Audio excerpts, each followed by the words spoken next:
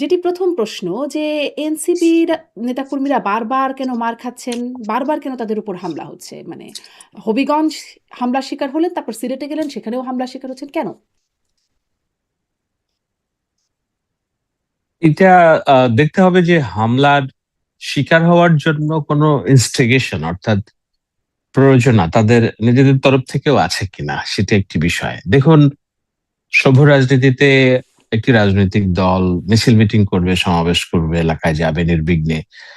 সরকার তাদের নিরাপত্তা বিঘ্নিত যেন না হয় সেটা চেষ্টা করবে এবং তাদের নিরাপত্তার বিষয়টাও দেখবে সরকার। কিন্তু সরকারকে সহযোগিতা করাটাও যারা রাজনীতি করেন তাদের একটা অংশ। এটা তো এমন না যে সরকার পতনের আন্দোলন কিংবা এমন না যে আম, খুব আহামরি জমায়েত, এমন না।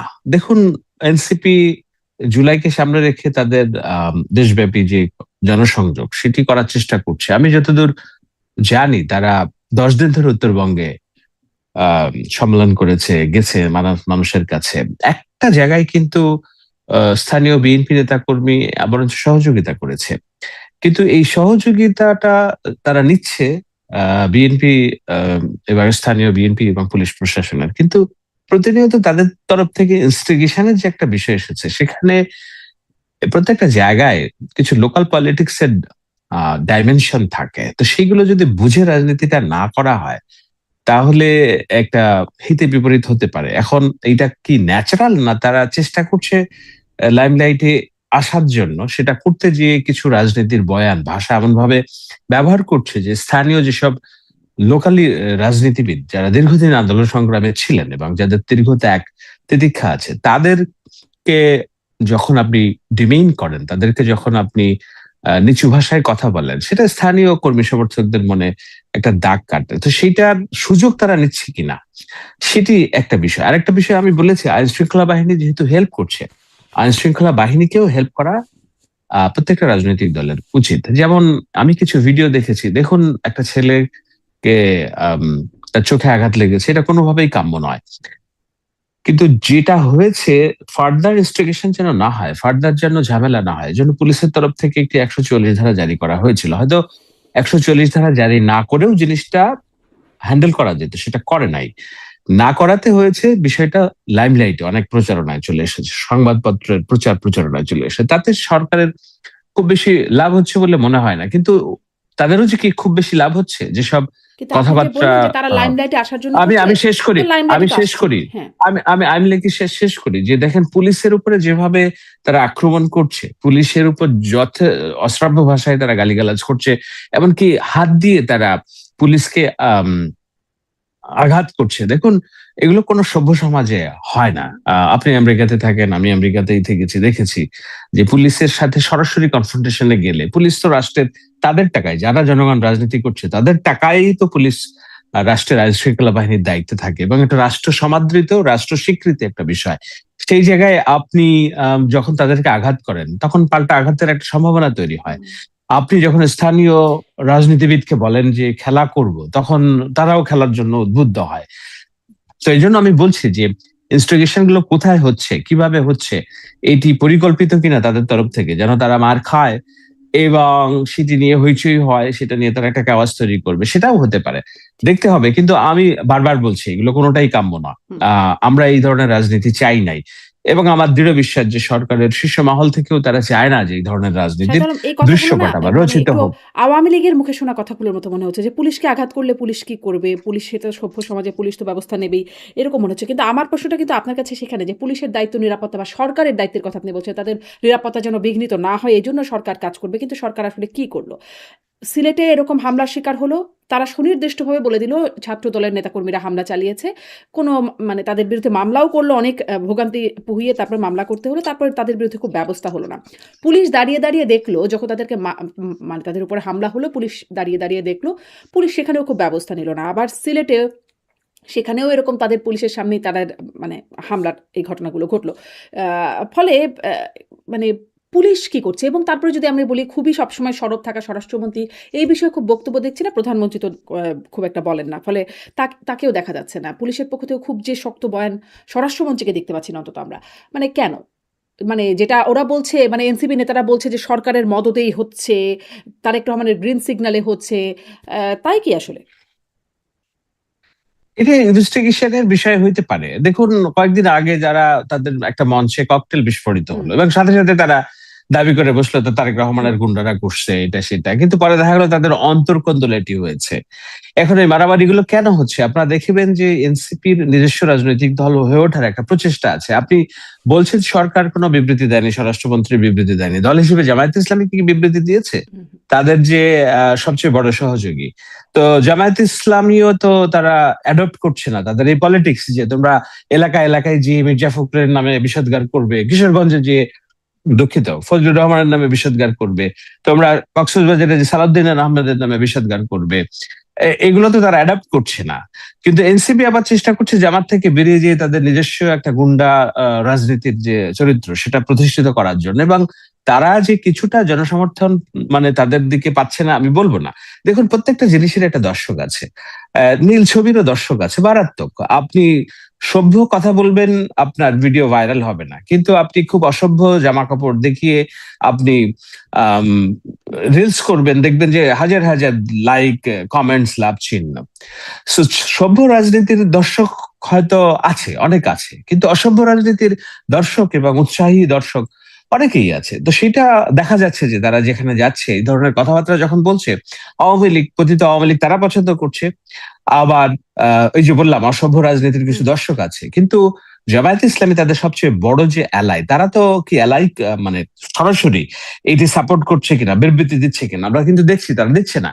কিন্তু ভিতরে যেটা হচ্ছে, জামায়াত ইসলামী যেটা করতে চায় সেটি তারা সরাসরি না করে বরঞ্চ সরকারের সাথে থাকতে চায়, কিন্তু তাদেরকে দিয়ে পালিত পুত্র হিসেবে এনসিপি কে তারা ব্যবহার করছে। এই ধরনের ঘটনা আছে কিনা, যে তারা এই, আমি এই জন্য বারবার বলছি যে এই ইনস্টিগেশন গুলোর ইনার বা তার ভেতরের কাহিনী কি, এটা কি অভ্যন্তরীণ গ্যাঞ্জাম কিনা, অভ্যন্তরীণ ইনস্টিগেশন কিনা, যে এনসিপি যদি খুব বেশি বাড়ায় তাহলে জামাতের স্থানীয় রাজনীতিও দুর্বল হয়ে যায়, সুতরাং বিএনপির মিছিল মিটিং এ ঢুকে জামাতের কেউ এগুলোও করছে কিনা, সেগুলো দেখতে হবে। আবার যদি স্পেসিফিক ভাবে কোনো ছাত্রদল বিএনপির কেউ পরিচিত থেকে থাকে, নিশ্চয়ই এটি নিয়ে মামলা হয়েছে, তারা যে মামলা করেছে নিশ্চয়ই আইন শৃঙ্খলা বাহিনী সেটা দেখবে। আমি তো বলেছি যে সভ্য রাজনীতিতে এই ধরনের আহ গুন্ডাগিরি এবং একজনকে আঘাত করা কিংবা অশ্রাব্য ভাষায় সিনিয়র নেতাদের গালিগালাজ করা, আমাদের তাদেরকে দেশের ডিমিন রাজনীতি তো করা, খুব এটা সভ্য আমরা রাজনীতি পারমিট না। করি না। এটা তো একটা কালচারে পরিণত হয়েছে। বিশেষ করে ৫ই আগস্টের পরে আরো বেশি করে। মানে এত সব গালি শোনা যায় যেগুলো আগে কোনোদিন মানে শোনা যেত না, এতটা অন্তত এত পাবলিকলি শোনা যেত না। আ সেরকম তো একটা কালচারে দাঁড়িয়েই গেছে। ফলে এ আর এমন অ নতুন কি মনে হচ্ছে? কিন্তু আপনি জামাতের কথা বলছিলেন, এই বিষয়টাও আমি আপনার কাছেও প্রশ্ন করতে চাইছিলাম। কিন্তু তার আগে মানে জামাত তো তাদের সঙ্গ দিচ্ছে কিনা বা তাদের ব্যবহার করছে কিনা, এই একটা প্রশ্নের আগে আমি সরকারের অবস্থানটা আসলে কি সেটা একটু আপনার কাছে বুঝতে চাই। যেমন ধরেন অন্তর্বর্তী সরকারের সময় তারা যখন গোপালগঞ্জ গেল এনসিপির এই নেতারা, তখন আমরা দেখলাম চারদিকে মব হলেও সেখানে সেটাকে বিক্ষুব্ধ জনতা ইত্যাদি বলে সরকার একরকম বলছে। কিন্তু এনসিপির ব্যাপারে তখন তারা খুবই প্রোটেক্টিভ। সেনাবাহিনী বিশেষ রকমের একটা রেস্কিউ সিস্টেম করে তাদেরকে রেস্কিউ করে নিয়ে আসলো। তখন স্বরাষ্ট্রমন্ত্রী মানে উপদেষ্টা এবং ক্রীড়া উপদেষ্টা আসিফ মাহমুদ সজীব ভুঁইয়া তারা পুলিশের কন্ট্রোল রুমে বসে পর্যবেক্ষণ করলেন জুস খেতে, খেতে। মানে তাদের যে অ্যাপ্রোচটা সেটা বোঝা যাচ্ছিল যে এনসিপির প্রতি তারা খুবই সদিচ্ছা রাখে তাদের প্রোটেকশন দেওয়ার জন্য। আর এদিকে এই সরকারের বেলায় দেখা যাচ্ছে তারা মার খাচ্ছে, একের পর এক মার খাচ্ছে। কিন্তু এই সরকারের কোনো বক্তব্য বিবৃতি নাই, পুলিশের পক্ষ থেকে খুব উদ্যোগ নাই তাদেরকে প্রোটেকশন দেবারও না। প্রোটেকশন নামছে, বিজিবি নামছে, কিন্তু প্রোটেকশন ঠিক তারা পাচ্ছে না। আসলে সরকারের অ্যাপ্রোচটা কি বর্তমানে? দেখুন, ইউনিস অন্তর্বর্তী সরকারের আমলে যখন ঘটনা হয়েছে তখন তো এই সরকারের তারা চালাতো, তারা এই সরকারের পার্ট ছিল, এবং এই সরকারের পার্ট হিসেবে আজকের এনসিপি নেতা আসিফ মাহমুদ ভাইয়া তখন সরকারে হুম, ছিলেন। আপনি ঠিকই বলেছেন, তিনি মনিটরিং সেলে বসে সেটি তদারকি করছিলেন, এবং সরকারি দল হিসেবে তাদের যে আম, আম, যেটা হলো গোপালগঞ্জে, সেখানে তাদেরকে রেস্কিউ করে আনার দায়িত্ব সরকারি দলের ছিল। আজকে তো তারা বিরোধী দল। আমি বলছি না বিরোধী দল বলে একেবারে যাচ্ছে তাই ভাষায় তাদেরকে আক্রমণ এগুলোর সম্মুখীন হতে হবে, কিন্তু সরকার কি তাদের প্রোটেকশন দিচ্ছে না? আমি তো স্পষ্টভাবে দেখেছি যে পুলিশ প্রোটেকশন দিয়েছে, কিন্তু পুলিশকেও ইনস্টিগেট করা এবং পুলিশকে সরকারের পার্ট হিসেবে নানানমুখী স্লোগান দেওয়া, এইসবের ঘটনাও ঘটেছে। আমি তা তো একেবারে দিবেই মোটা না। দাগে যদি যদি দেখি, পুলিশের সামনে তাদেরকে মারে এবং পুলিশ যদি নীরব থাকে তাহলে তা দিবেই। তাছাড়া আর কি করবে? না, এখন বিষয়টা আমি কোনো কিছুই বলছি না যে একেবারেই এটি হুম, মানে কি বলে স্বতঃসিদ্ধ, এটি হুম, করাই যাবে না, এটি করা যাবে, it's not written in the book, it's a part of politics. আপনি যদি বাচ্চা হিসেবে হাঁটতে শিখতে চান, আপনি যদি না পড়েন, আপনার হাঁটুতে যদি না ব্যথা লাগে, আপনার গোড়ালিতে যদি না ব্যথা লাগে, আপনি খেলতে গিয়ে যদি আপনার হাতটা ভাগে, আপনি তো শক্ত হবেন না, আপনি প্রতিপক্ষ হিসেবে প্রতিষ্ঠিত হবেন না। সুতরাং যা কিছুই হচ্ছে ভালোর জন্যই হচ্ছে আমি বলে মনে করি। কিন্তু সেটা হলো যে আমি বলছি রাজনীতির ভাষাটা এবং হুম। আচরণটা যদি সংযত থাকে, তাহলে এটা নর্মাল পার্ট অফ প্রসেস। আপনি আমেরিকাতে থাকেন, বিরোধী দল রাজনীতি করে না, ব্ল্যাক লাইভ ম্যাটার নিয়ে আমরা বিদ্রোহ দেখিনি, সেখানে পুলিশের কামান দেখিনি, সেখানে পুলিশের নিষ্পেষণ দেখিনি। এটা সবচেয়ে সভ্য গণতান্ত্রিক দেশটাতেও হয়। ভারতের দুদিন আগে কি হয়েছে? তো এখানে তারা তো একটা সময় সরকারি দল ছিল অন্তর্বর্তী সরকারের আমলে, এখন তো তারা বিরোধী দল। সো বিরোধী দল হিসেবে মানে একটা জন্ম নিয়েই সরকারি দলের একটা যে সুযোগ সুবিধা তারা পেয়েছে, এখন তো তাদের ওই রাজনীতিটা শিখতে হচ্ছে। সো তারা মাঠে ঘাটে যাচ্ছে এবং রাজনীতির যে আচার কালচার সেটা শিখছে। আপনি বলছেন যে আমাদের যে অসভ্য জঙ্গলি রাজনীতি, এটা বাংলাদেশের একটা কালচার, আমি এটাকে বাই করতে চাই না, বিশ্বাস করতে চাই না। এই কারণে চাই না যে না, আমরা এই জঙ্গলি রাজনীতি করব না বলেই এটাকে ওয়াদাবদ্ধ হয়েছে, নতুন রাজনীতি করব বলেই ওয়াদাবদ্ধ হয়েছি। সেটা 5 তারিখের পরে আপনি দেখছেন বেশি হয়েছে, আমি একটু ডিসএগ্রি করি। 5 তারিখের আগে হয়তো আপনার রাজনীতির জানাশোনা, সাংবাদিকতার সময় এটা পারমিট করছে না বলে আপনি অনেক কিছু দেখেন নাই বলে আপনার মনে হচ্ছে 5 তারিখের হ্যাঁ, আগে কম ছিল। এজন্যই কিন্তু বলছিলাম যে পাবলিকলি কম দেখতাম আরকি। নিশ্চয়ই তখনও অনেক কিছু হ্যাঁ, হতো কিন্তু খুব পাবলিকলি আসতো না। সেটি সামাজিক যোগাযোগ মাধ্যমের মানে খুব যাদেরকে খুব সুশীল মনে হয় তাদের কাছেও এখন দেখা যায় যে মানে খুব অশ্রাব্য ভাষার ব্যবহার হয়।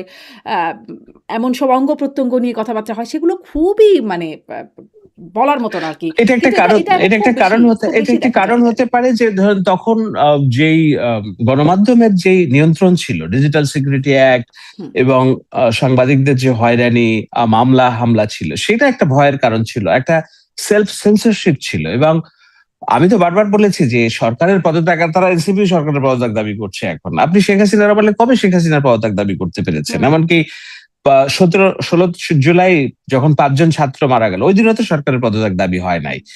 সরকারের পদত্যাগ দাবি হয়েছে যখন 24 না 26 তারিখের দিকে, যখন এটা 200-250 প্রাণহানি চলে গেল। তো আপনাকে বুঝতে হবে যে রাজনীতির প্রেক্ষাপটটাও তখন এরকম ছিল না, তখন অনেক নিয়ন্ত্রিত ছিল, গণমাধ্যম নিয়ন্ত্রিত ছিল। এখন তো গণমাধ্যমের নিয়ন্ত্রণ নাই, মজুর জার্নালিস্টদের নিয়ন্ত্রণ নাই, এবং এর চেয়ে যেটা হয়েছে সেটা 5 তারিখের পরে জেনজির যে ল্যাঙ্গুয়েজ সেইটা উন্মুক্ত হয়ে গিয়েছে। এটা কিন্তু শুরু করেছে বাংলাদেশ দিয়েই, আপনাকে বলতে হবে। শ্রীলঙ্কার যে মুভমেন্ট, ওটা জেনজির মুভমেন্ট ছিল না। এরপর নেপালের যে মুভমেন্ট, সেখানে জেনজির মুভমেন্ট, আজকে ভারতের মুভমেন্ট, জেনজির মুভমেন্ট। তো জেনজির মুভমেন্টে এই যে স্ল্যাং, এটি একটি পার্ট অফ আমাদের সাউথ এশিয়ান পলিটিক্স হয়ে গিয়েছে। এটি একটি নতুন ফেনোমেনা, যেটা 16 জুলাইয়ের আগে, 36 জুলাইয়ের আগে বাংলাদেশে পুরো উপমহাদেশেই ছিল না। সো ওটাও আমাদের ডিল করতে হচ্ছে যে স্ল্যাং ল্যাঙ্গুয়েজ গুলো পলিটিক্স এর পার্ট হয়ে গেছে। আপনি জানেন যে ভারতের পার্লামেন্টে অনেক সংসদ সদস্য স্ল্যাং ল্যাঙ্গুয়েজকে অ্যাডপ্ট করে প্রতিপক্ষকে তারা ঘায়াল করার চেষ্টা করছে। সো এটি নিউ ফিনোমেনা আমাদের রাজনীতিতে, এবং এটা আমাদের উদ্বেগ ঘটাচ্ছে যে না, কিভাবে এই বিষয়গুলো সামনে আনা যায়, এবং গণমাধ্যম, সুশীল সমাজ, এমনকি অভ্যন্তরীণ রাজনীতির তরফ থেকেও নানান ভাবে এই বিষয়গুলো নিরুৎসাহিত করা হচ্ছে, নিশ্চয়ই কোথাও না কোথাও যেয়ে দাঁড়াবে সামনে। জি। আপনি বলছিলেন যে এটা আসলে ইনস্টিগেট করছে কিনা এই হামলাগুলো বা কেউ কি লাইমলাইটে আসার চেষ্টা করছে কিনা? আবার এরকমও কি কোনো চেষ্টা হচ্ছে কিনা? কারণ যখন মানে প্রশ্ন করার আগে কেন করছি সেটা একটু বলে নেই। যে যখন আসলে হামলার ঘটনা একের পর এক ঘটছে তখন দেখা যাচ্ছে যুক্তরাষ্ট্রে ট্রাম্পের বিশেষ দূত সার্জিও গোর এসেছেন। তার সাথে বৈঠক হচ্ছে পররাষ্ট্রমন্ত্রীর, দীনেশ ত্রিবেদীর সাথে কথা হচ্ছে। মানে ভারতের রাষ্ট্রদূতের সাথে কথা হচ্ছে। আ কিছুকে আড়াল করারও চেষ্টা হচ্ছে কিনা? কারণ অতীতেও মানে অন্তর্বর্তী সরকারের সময় থেকে পরবর্তীতে অনেক কিছু আড়াল করার চেষ্টা এবং সফলভাবে আড়াল করার ব্যাপার আমরা দেখেছি। ফলে এই প্রশ্নটা জাগছে যে কিছু কি আড়াল করারও চেষ্টা হচ্ছে কিনা? শাক দিয়ে মাছ ঢাকা আরকি। আড়াল করার চেষ্টা কে করবে, মানে কার কাছ থেকে আড়াল করবে, সেটিও একটা বিষয়। যেখানে জনগণের কাছ থেকে। রাষ্ট্রপতি, জনগণের কাছ থেকে, এমন না যে রাষ্ট্র চুরি করে অন্য কাউকে দেওয়া হচ্ছে, কিংবা রাষ্ট্রের অন্য কোনো বিষয় একেবারে ভিন্ন রাষ্ট্রকে সুবিধা দেওয়া হচ্ছে, এরকম কোনো বিষয় এখনকার দুনিয়ায়, বাস্তবতায় সেটা সম্ভব না। প্রত্যেকটা জিনিস স্ক্রুটিনাইজেশনের সুযোগ আছে। সুতরাং আড়াল করার পার্ট যদি হয়ে থাকে, তাহলে আপনাকে তো বলতে হবে যে এনসিপি সরকারের সাথে যোগসাজশেই মার খাচ্ছে, তাই না? আম, তো সেটা তো যদি না হয় তাহলে যোগসাজশে মাইর খাওয়ার গণমাধ্যমে কেন দরকার এত? নাই তো। ধরেন এনসিপি কে মারা হচ্ছে, ওদিকে সবার লাইমলাইট আর অ্যাটেনশন এদিকে। মানে এটা আমরা এখন না বলছি, অতীত থেকেই দেখে আসছি। এমনকি মানে শেখ হাসিনার আমল যখন ছিল বা আওয়ামী লীগ আমল, তখন আপনারা দেখতাম যে ঘটনা আসলে অন্য কিছু ঘটে যাচ্ছে, কিন্তু আমরা সবাই আলোচনা করছি অন্য হুম, বিষয় নিয়ে। এবং এবং সেটাই তারপরে তো দেখলাম আমাদের মার্কিন দায়িত্ব। বাণিজ্য চুক্তি হয়ে গেল। কেউ আলোচনা করল না। তখন সবাই টুকটাক গোপন চুক্তি হয়ে গেল, এটা নিয়ে সমালোচনা করল। পরে এসে শুনলাম সবাই নাকি জানতো বিষয়টা। মানে জামাতের আমিরও জানতেন, তারেক রহমানও জানতেন, আর আ খলিলুর রহমান দেশে গেলে তো সরাসরি তারেক রহমানের পররাষ্ট্রমন্ত্রী হয়ে বসে গেলেন। ফলে কিছু, কিছু হয়ে গেল যেগুলো আসলে আমাদের দৃষ্টির মধ্যে পড়তে দেয়া হলো না। এরকম কোনো চেষ্টা আছে কিনা? এরকম চেষ্টা হলে তো আমার আপনার দায়িত্ব সেটা খুঁজে বের করা, তাই না? আমাদের সোর্স আছে, অনেক সোর্স আছে। আপনি সাংবাদিক, আমি সাংবাদিক। আর সাংবাদিকতা তো এখন অনেক বেশি উন্মুক্ত। যার হাতে মোবাইল আছে সেই সাংবাদিক।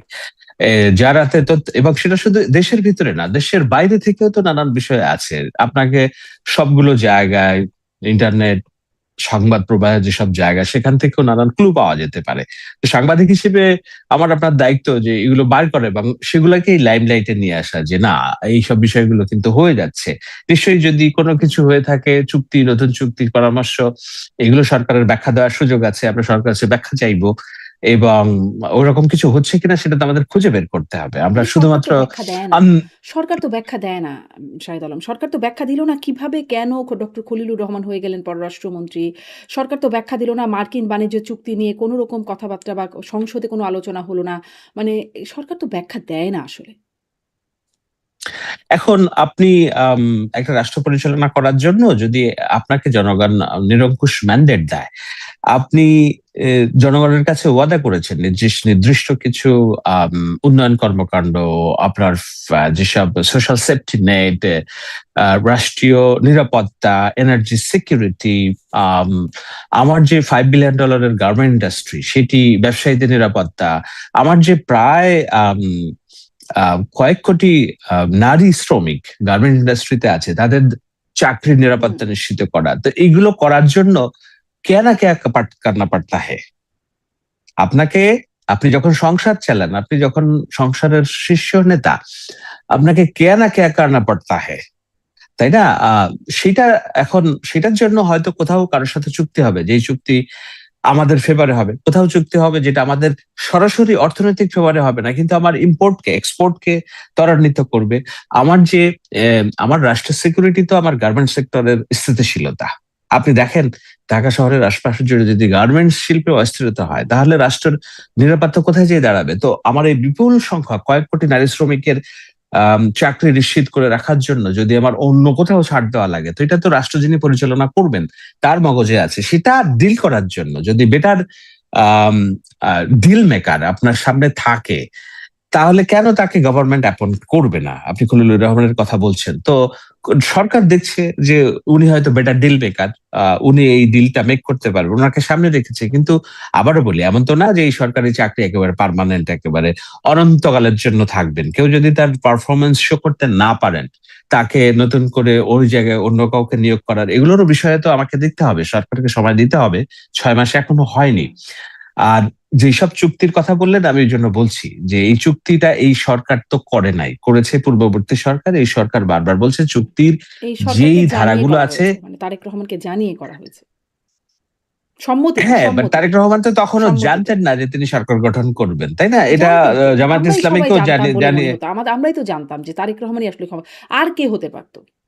তখন অনেক ঘটনা মানে এইটা। অনেক কিছু ছড়াচ্ছিল। কিন্তু আ একটা ভোট হলে তারেক রহমানই সরকার গঠন করবেন, এটা তো মোটামুটি সবাই বুঝতে পারছে। তিনি নিজেও নিশ্চয়ই জানতে পারছিলেন।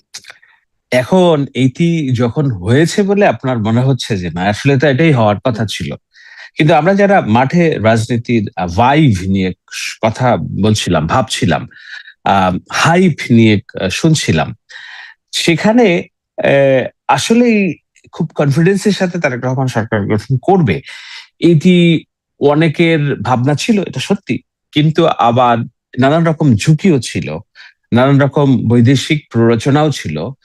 দেদারসে বিদেশি ফান্ড ব্যবহার করা হয়েছে। আপনি জানেন যে হুম। ইসলামী ব্যাংককে ফোকলা করা হয়েছে আরেক দফা, শেখ হাসিনা যাওয়ার পর, ইন্টারিম আমলে। সেই টাকাগুলো নির্বাচনে ব্যবহার করা হয়েছে বিভিন্ন বিকাশ এবং অন্যান্য ভাবে। সো একবারই যে তারেক রহমান বিএনপি সরকার গঠন করবে, এটি তো জানা ছিল না। নির্বাচনের সংশয় তো ছিল, নির্বাচনের ফলাফল নিয়ে তো উদ্বেগ উৎকণ্ঠা ছিল। আমি যে এলাকায় বসবাস করি, এই এলাকায় আমি অন্তত 50 জনের সাথে কথা বলেছি। যখন সন্ধ্যা নাগাদ হাইপ উঠলো যে জামায়াত ইসলামী সংখ্যাগরিষ্ঠতা পেতে যাচ্ছে, আমাকে বলছে অনেক লোক যে পুরা গুলশান বানান এলাকা ফাঁকা হয়ে গেল, যে একটা ভয় ভীতি ছড়িয়ে গেল যে what's going have to happen.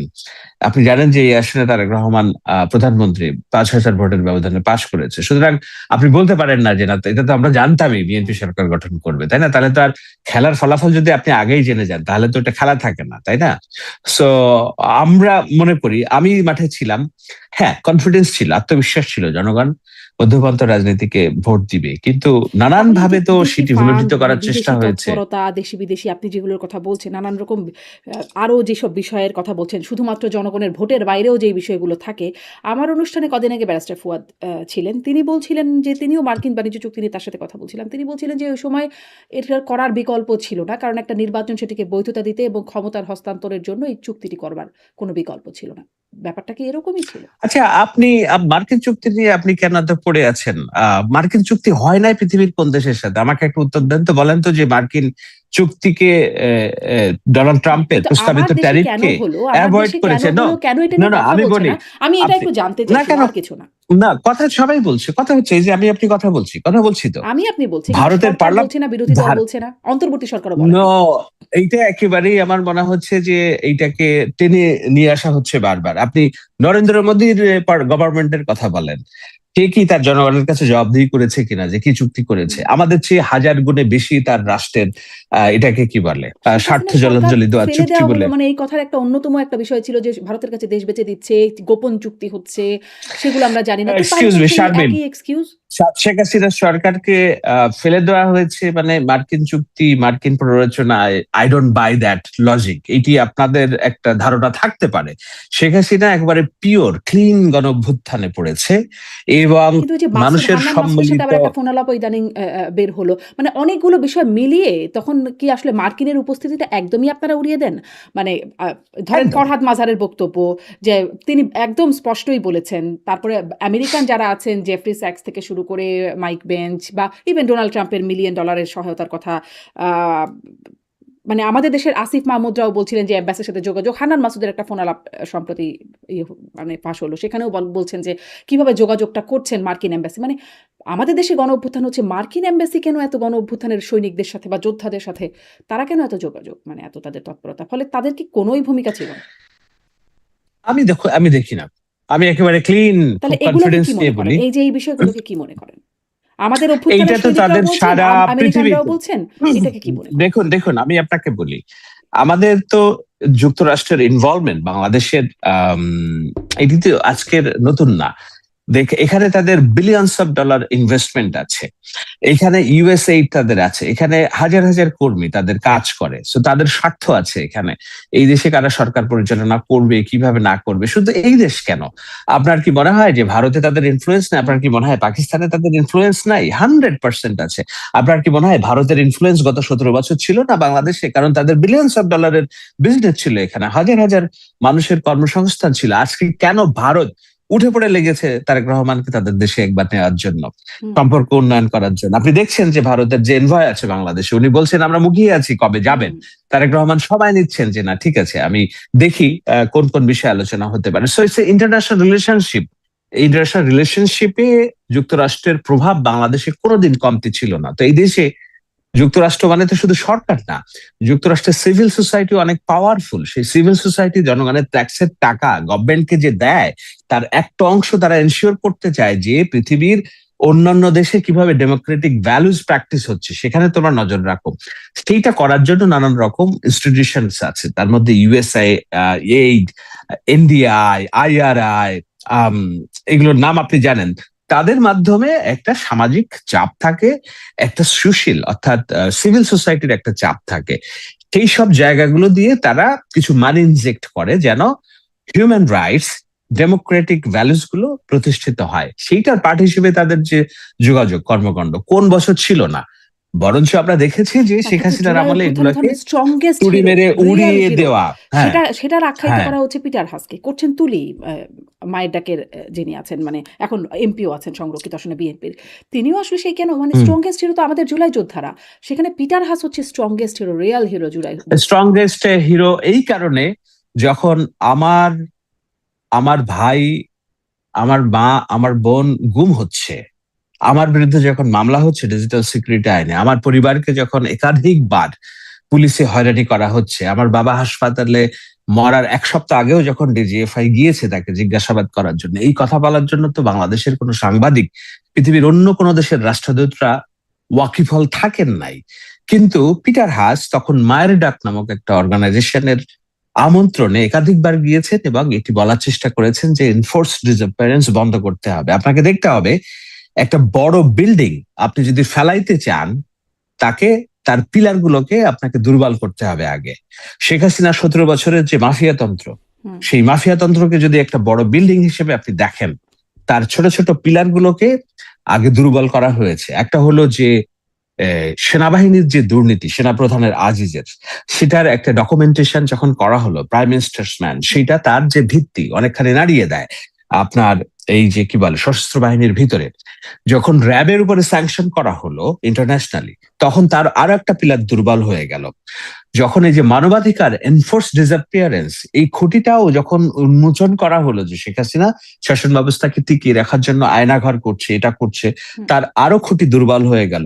যখন এই খুঁটিগুলো দুর্বল হয়ে গেল, ইন্টারন্যাশনালি ন্যাশনালি তার পক্ষে মানুষের কথা বলার যুক্তি হারিয়ে গেল। সেজন্য একটা ধপাস করে এক রাতের ব্যবধানে, কয়েক রাতের ব্যবধানে তার যে 17 বছরের যে মাফিয়াতন্ত্রের গড়ে তোলার যে একটা স্ট্রাকচার, সেটি ধ্বংস হলো। তো সেইটা হওয়ার পেছনে যুক্তরাষ্ট্রের রাষ্ট্রদূত ওই মায়ের ডাক প্রতিষ্ঠানে যে এনফোর্স ডিসঅ্যাপিয়ারেন্স এর পক্ষে যেসব কথাবার্তা বলেছেন, সরকারকে চাপ দিয়েছেন, যে চাপগুলো তখন শেখ হাসিনা তুড়ি মেরে উড়িয়ে দেওয়ার চেষ্টা করেছেন। এই জন্যই হয়তো তুলি বলেছেন যে Peter Haas one of the biggest hero of our movement. এখন এই জায়গায় আওয়ামী লীগের সাবেক এমপি, যিনি এখন জেলে আছেন, শাহজাহান ওমর, তিনি তো যখন বিএনপি রাজনীতি করতেন তখনও তো বলেছেন যে ভগবান। পিটার হাস বাবা, তুমি আমাদের বাবা, ভগবান, আমাদের থাকাও। তো পরে তো তিনি আবার আওয়ামী লীগেই যোগ দিলেন, তাই না? তো এখন পক্ষে গেলে ভালো আমেরিকা, আর বিপক্ষে গেলে খারাপ ভারতের। আপনাদের এত, মানে আমি আপনাদের বলতে বলছি যে আওয়ামী সমর্থকদের কেন এত মোদী গভর্নমেন্টকে টিকিয়ে রাখার জন্য এত তাড়না? আমি ইচ এন্ড এভরিওয়ান যারা বাংলাদেশে আওয়ামী লীগের সমর্থন করে, তাদের প্রত্যেকটা স্ট্যাটাস দেখেছি আর আমি হাসছি। তাদের মনে হয়েছে যে দুরু দুরু একটা কাপড়ে ধরে গিয়েছে, যে এই বুঝি মোদী গভর্নমেন্ট পড়ে গেল, আমাদের ভগবান বিধাতা নষ্ট হয়ে গেল, আমাদের সব আশা ভরসা নষ্ট হয়ে গেল। মিলাদ দেওয়া শুরু করছে যে তারা মোদী যখন স্টেবল হলো। তো আপনাদের যদি এত ডিপেন্ডেন্সি থাকে মোদির উপরে, তাহলে যুক্তরাষ্ট্রের উপর ডিপেন্ডেন্সি নিয়ে প্রশ্নটা করা নৈতিকের জায়গা কিনা? আমি তো তারপরও আমি ওইখানেই চেষ্টা প্রশ্নটা করলাম, করছি, ওইখানেই আমি প্রশ্নটা চেষ্টা করছি, করলাম ব্যাখ্যাটা ওইখানেই দেওয়ার প্রশ্নটা করছি। জন্য আমি যে একদম স্পষ্ট শাহেদ আলম, মানে যেইখানে ভারতের উপর ডিপেন্ডেন্সি নিয়ে এত সমালোচনা, যৌক্তিকভাবে অনেক সমালোচনা আছে, সেখান থেকে এখন কি সেই জায়গা থেকে সরে ওখানে যুক্তরাষ্ট্র ডিপেন্ডেন্সি হচ্ছে, ওইটা মানে যেটা দিয়ে শুরু করলাম মার্কিন চুক্তি, তারপরে দেখলাম নজিরবিহীনভাবে বাংলাদেশের জাতীয় সংসদে আমেরিকা ককাস গঠিত হলো। তারা আসলে কি করবে সেটার কোনো আইনি কাঠামো নাই, বা তাদের উদ্দেশ্য কি সেটাও জানা গেল না। বা নজিরবিহীনভাবে জাতীয় সংসদের দক্ষিণ প্লাজায় যুক্তরাষ্ট্রের মানে স্বাধীনতা দিবস উদযাপিত হলো। এই যে নজিরবিহীন, এগুলোরও খুব ব্যাখ্যা নাই, এবং আমাদের গণমাধ্যমেও খুব আমেরিকা ককাস নিয়ে খুব একটা সংবাদ হলো না। ফলে তখন মনে হয়েছে কি ভারত থেকে ঝুঁকেছিল, এখন কি অন্যদিকে ঝোঁকার একটা টেন্ডেন্সি কিনা। দেখুন, যে ককাসের যে বিষয়টা, আপনি হয়তো জেনে থাকবেন যে ককাসটা এইটার যুক্তরাষ্ট্রে বাংলাদেশ ককাস বলে একটা জিনিস আছে। আপনি নাম শুনেছেন কিনা? যদি না মানে শুনে কিন্তু থাকেন আপনাকে বাংলাদেশে আমি ছিল বলি। না আর কি। হ্যাঁ, না, আমি বাংলাদেশে বলি, ছিল না। হ্যাঁ। বাংলাদেশে ছিল না। তো আমাদের যেটা হলো যে ওই আলেকজান্দ্রিও ওকাসিও কর্টেস, যিনি এখন খুব আলোচিত কংগ্রেস উইমেন, তিনি যেই আসন থেকে জিতেছেন, ওইটা ছিল, আমি নাম মনে করতে পারতেছি না ভদ্রলোকের, খুবই পরিচিত রাজনীতিবিদ। উনি ছিলেন বাংলাদেশ ককাসের হেড, ডেমোক্রেটিক যিনি পলিটিশিয়ান। ওনাকে পরাজিত করে আলেকজান্দ্রিয়া ওকাসিয়া কর্টেজ উনি নির্বাচিত হয়েছেন লং আইল্যান্ডের ওই আসন থেকে। কিন্তু ওই আসনের যিনি আলেকজান্দ্রিয়া ওকাসিয়া কর্টেসের আগে যিনি ছিলেন ডেমোক্রেট যিনি কংগ্রেসম্যান, তিনি ছিলেন বাংলাদেশ ককাসের প্রধান, এবং ওই ককাসে আরো অনেক কংগ্রেসম্যান ওম্যানরা ছিলেন।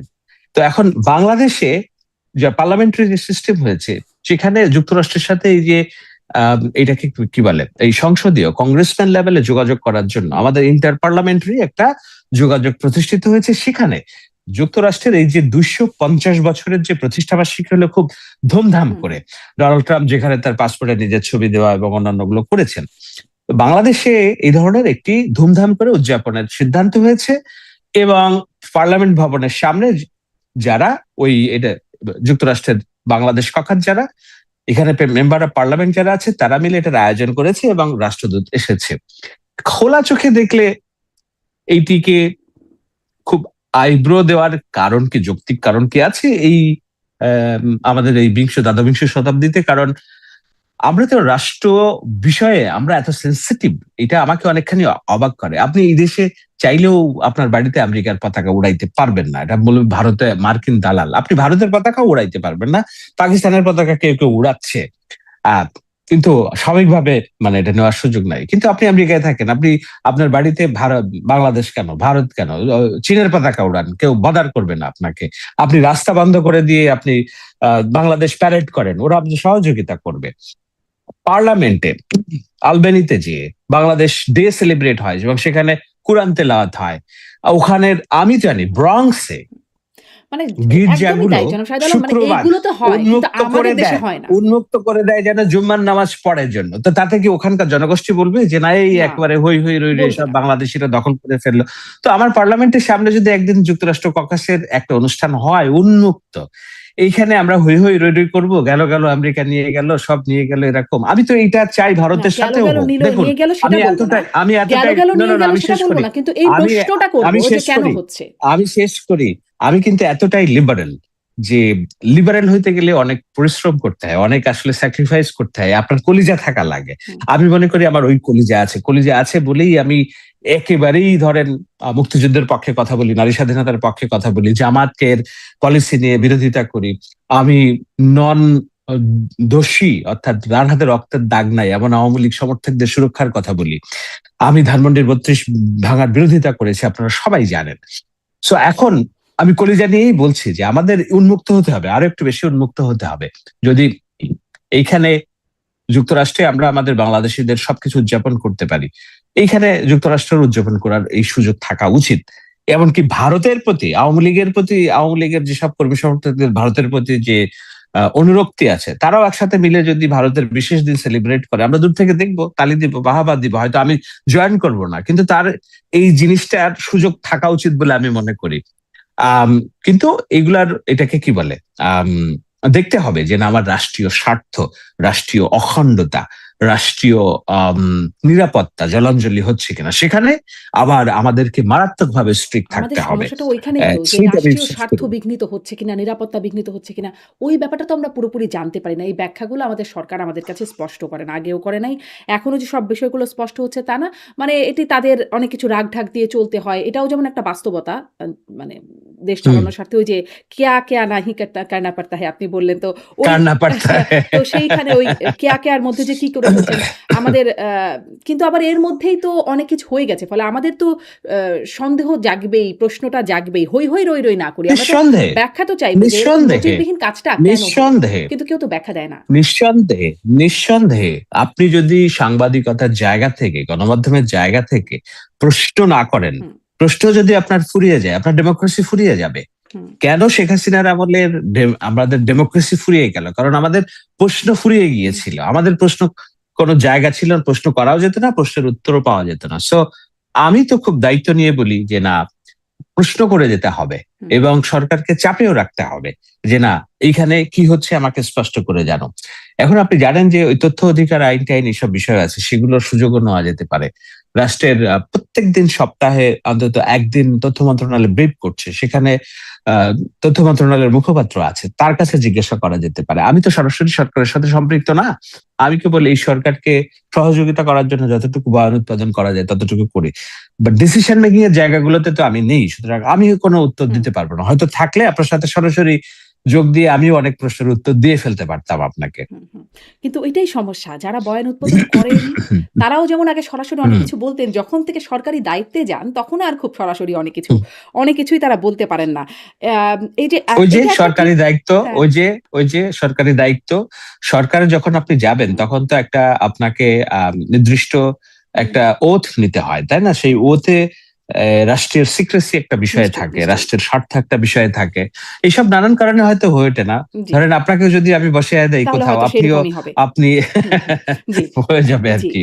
এটি তো বটেই। সেটা একটা বাস্তবতা তো আছেই। হুম, আ কিন্তু ওই যে হুম, বলছিলেন যে হ্যাঁ, গণমাধ্যমের স্বাধীনতার ব্যাপারে। গণমাধ্যমে আগে আমরা আসলে সরাসরি সরকার প্রধানকে নিয়ে কথা বলা খুব একটা দেখি নাই। এখন সরকার প্রধানকে নিয়েও অনেক কথা বলা হয় বিরোধীদের পক্ষ থেকে। যেমন এনসিপির নাহিদ সার্জিস আলম তিনি বলছেন যে তারেক রহমান ভং ধরছেন।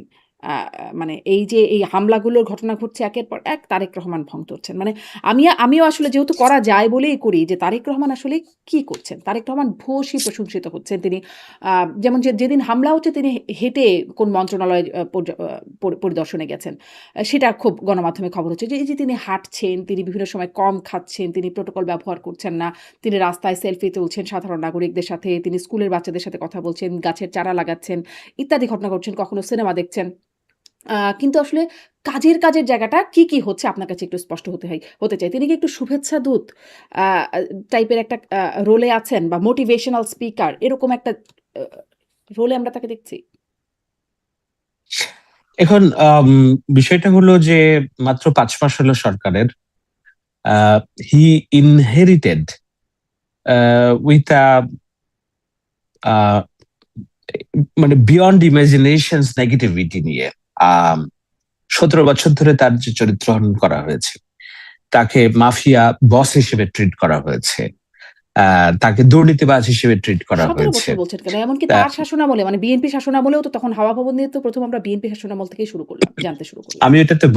আমি এটা বলেছি। তখন তো সরকার অ্যালাউ করত এই হুম, হুম, সমালোচনাগুলো। তখন একদম। নিপীড়ন ছিল না। তখন শিশির কার্টুন তৈরি পারত না। করত সে তারেক রহমানের নামে। তারপরে শেখ হাসিনা ১৭ বছরে আর কার্টুন তৈরি করতে পারে বদলায় নাই। সো নাই। আমি বলছি হুম, ১৭ বছর তো ছিল।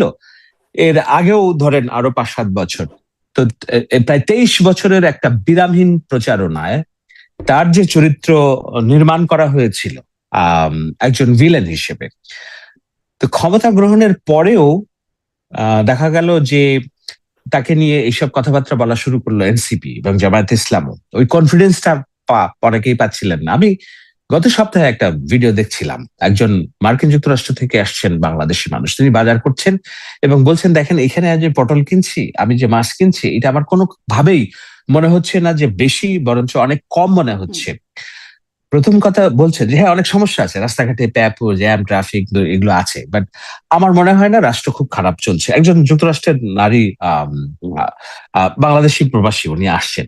উনি তারেক রহমান সম্পর্কে একটা কথা বলেছেন। উনি বলছেন যে দেখুন, আমাদের যে প্রধানমন্ত্রী ওনার আগের কথা বলতে পারি না। বাট এখন ওনার কথা দেখলে আমার চোখে পানি আসে যে এত ভালো একটা মানুষ হুম, হতে হুম, পারে। তো এখন আপনি যেটা বলছেন যে পিআর মানে যেটা বলছেন যে শুভেচ্ছা দূতের ভূমিকায় কিনা। আমাদের মানুষের চাওয়া তো খুবই কম, শারমিন। মানে আমরা বাংলাদেশী মানুষের কি খুব ভালো চাওয়া আছে? এখন আমাদের আলোচনা হওয়া উচিত কি? আমাদের আলোচনা হওয়া উচিত কিভাবে আমাদের এই যে রাষ্ট্রীয় যেসব পলিসি আছে এগুলোকে শিথিল করা, ট্যাক্স কে ভালো করে রিফর্ম করা, মানুষ যেন বিজনেস করতে পারে, ইনভেস্ট করে যেন তার রিটার্নটা ফেরত পেতে পারে, দোকানি যেন নির্বিঘ্নে দোকান খুলতে পারে, ওখান থেকে যেন একজন রিক্সা চালক সারাদিন রিক্সা চালিয়ে তার বাড়িতে টাকাটা পাঠাতে পারে। এইসব জিনিসগুলোই আমাদের সবচেয়ে হুম, আলোচনা হওয়া দরকার, কিংবা এগুলো নজর দেওয়ার দরকার। মানুষ এটাই চায়। এই যে সংস্কার কিংবা জুলাই সনদ, আপনি রাস্তাঘাটে ঘুরে দেখান তো হুম, একটা হুম। মানুষের মুখ থেকে আপনি জুলাই সনদের কথা শুনবেন? না সে বলবে যে আমার গ্যাস দাও, আমার এই রাস্তা ঠিক করো, আমাকে এই যেন ব্যাংকে যে আমার টাকার স্বল্পতা না হয়। তো এগুলাই তো দরকার, তাই না? তো যেইটা আমরা চাই, বাংলাদেশের মানুষের চাওয়া আসলে খুবই কম। কিন্তু সেই কম চাওয়ার জায়গায় আমাদের কি হচ্ছে? মানুষের যেমন আজকে আমি শেষ হ্যাঁ, করি। আমি আমি বলি শেষ করি। শেষ তারেক করেন। রহমানের এই জিনিসটা বলতে চাচ্ছিলাম।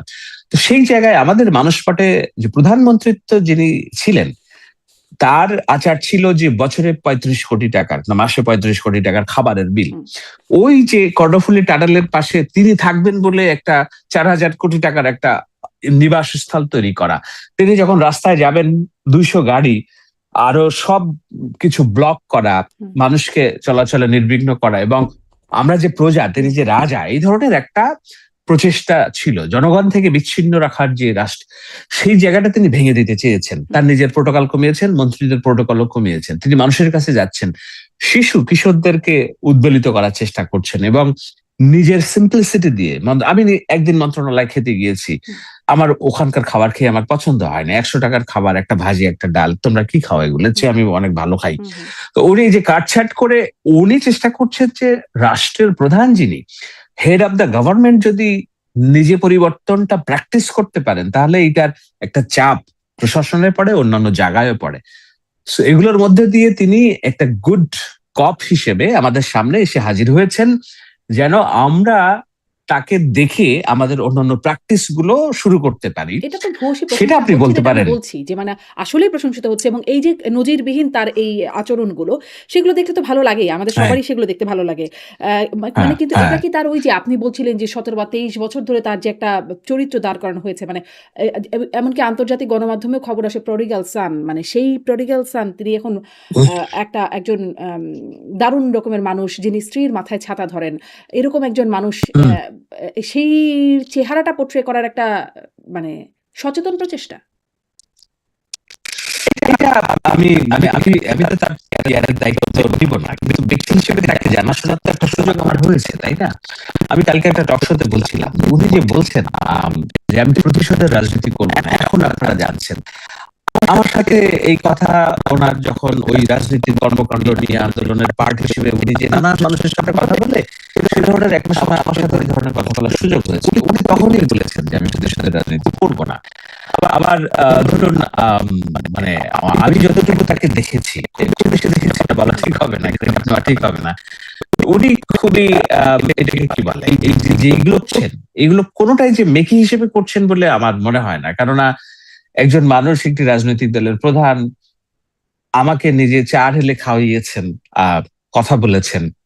সো আমি অতটুকু থেকেই আন্দাজ করছি যে মানুষ হিসেবে তিনি কেমন।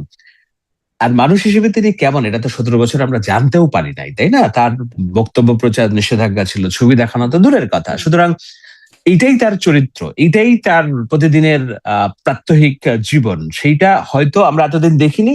এখন তিনি প্রদীপের সামনে আছেন, অর্থাৎ স্পটলাইটে আছেন বলে আমরা দেখতে পাচ্ছি, এবং আমরা বলছি যে কি দেখছি, কি দেখছি, কি দেখছি। আমরা তো এরকম কখনো দেখি নাই, কারণ আমাদের আগের প্রাইম মিনিস্টারশিপ এরকম ছিলেন না।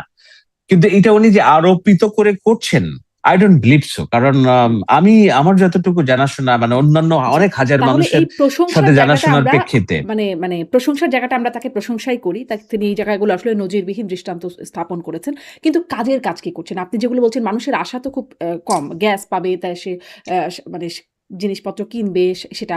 দেখছিলাম আজকে হুম, কাঁচামরিচের দাম ৳৪০০ কেজি। মানে সবকিছুর দাম, সবজি-টবজি সবকিছু শতকের ঘরে ছাড়িয়েছে।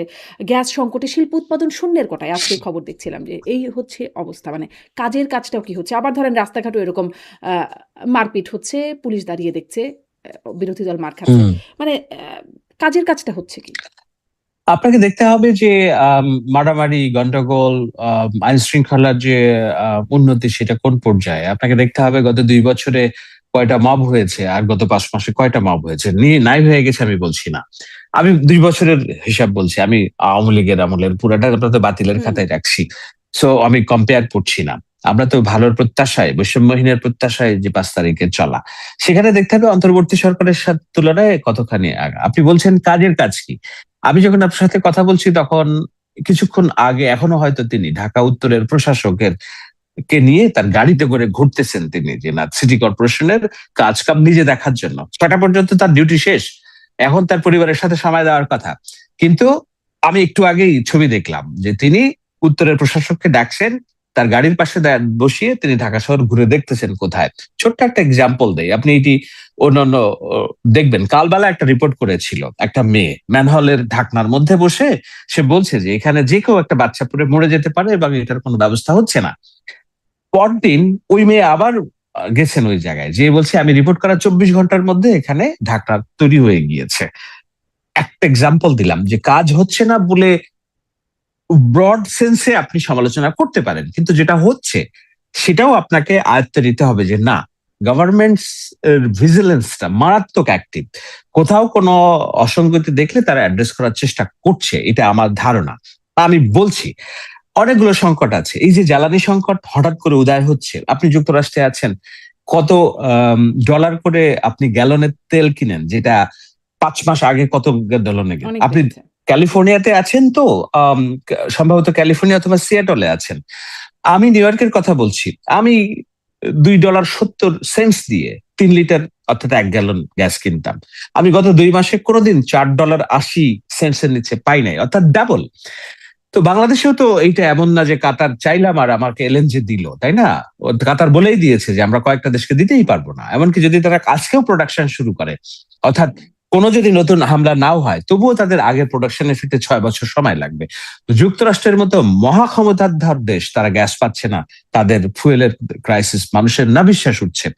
সেইখানে বাংলাদেশ তো ম্যানেজ করছে। কালকে দেখলাম যে মালয়েশিয়ার প্রধানমন্ত্রীর কাছে উনি বলেছেন যে কেমনে আমাকে একটু সামগ্রিকভাবে এই জিনিসটা দেবেন। আমার ধারণা হয়তো ভারতেও যখন এই বৈঠকের বিষয় হচ্ছে, হয়তো গভর্নমেন্ট এটিও চেষ্টা করছে ভারত থেকে কিভাবে এটি, আমি অ্যাজিউম করছি, আমি নট শিওর।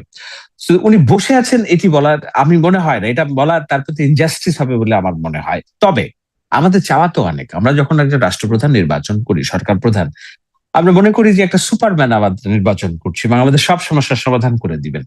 18 কোটি মানুষের দেশ, আমাদের নুন আনতে পান্তা ফোড়ায়। ওই যে আমি বলছি, সংসারের প্রধান হলে কে না কে কান্না পাটতা হে। উনি গিয়েছেন, চীনে গিয়েছেন, মালয়েশিয়া গিয়েছেন, হয়তো এখন ভারতেও যাবেন। এটি নিয়ে বিরোধীরা নানান রকম রাজনীতি করার চেষ্টা করবে, ভারত কেন এটা সেটা। কিন্তু উনি তো পাকিস্তানের সাথেও সম্পর্ক রেখেছেন, তাই না? পাকিস্তানের লোকজন আসছে, বসছে। মাঝখান থেকে এটা একটু জিজ্ঞেস সুতরাং করি, এই যে একটু কেয়া না জিজ্ঞাসা কেয়া, করি। পারনা কারনা। হ্যাঁ, এই হ্যাঁ, কেয়া না বলেন কেয়া কেন বলেন। করতে হয় মানে বিরোধীদেরকে গুরুত্ব দিতে বা তাদের সমালোচনাকে একটু গুরুত্ব দিয়েই কি ভারতে যাওয়াটাকে একটু মানে মানে দেরি করছেন তিনি? ভারতে যেতে দেরি করছেন আসলে কি বিষয় মাথায় নিয়ে? কেন? না, ভারতে কেন আমার এত তাড়াতাড়ি যেতে হবে, এটা একটা প্রশ্ন। Why hmm, is India giving us any financial benefit, or they are taking more whatever they giving us? Hmm. এটা হিস্টোরিক্যাল, দে টেক্স মোর। ধরেন আমরা তাদের সাথে যখন আমাদের বাড়ির, না আমাদের ভারতের সাথে, নো, ভারতের পররাষ্ট্র সাথে বিষয়ক উপদেষ্টার আমাকে কথা বুঝতে, শুনছিলাম যে তিনি বলছিলেন যে আ যখন পরিস্থিতি হবে মানে আমার ঠিক এক্সাক্টলি কোট করতে পারছি না যে তিনি বলছিলেন যে পরিস্থিতি যখন যখন সময় সহায়ক হবে হবে, তখন যাবেন সহায়ক উনি। হবে। মানে হ্যাঁ, সহায়কটা কেন হ্যাঁ। হচ্ছে না? সহায়ক এর মধ্যে একটা মানে প্রশ্নবোধক জাগে যে সহায়কটা কেন হচ্ছে না পরিস্থিতি? এখন অনেকগুলো বিষয় আছে, যেমন আছে এখানে দুটি, রাজনৈতিক এবং অর্থনৈতিক দুটি বিষয়। হ্যাঁ, তো আমি রাজনৈতিক বিষয়টা পরে বলছি, অর্থনীতিটা আগে বলি। দেখুন, বাংলাদেশের সাথে আহ, ভারতের যে বাণিজ্যের ঘাটতি, এইটা ট্রিমেন্ডাস। আমি এক্সাক্ট ফিগার বলছি হুম, না এখন, কিন্তু বাংলাদেশ যত আমদানি করে, ভারত বাংলাদেশ থেকে তার সিকি পরিমাণ আমদানি করে না। সুতরাং তাদের যে ইকোনমিক ফ্লো, সেটা টিকিয়ে রাখার জন্য আমাদের সাথে সম্পর্ক রাখাটাই তাদের সবচেয়ে জরুরি হুম, দরকার আগে।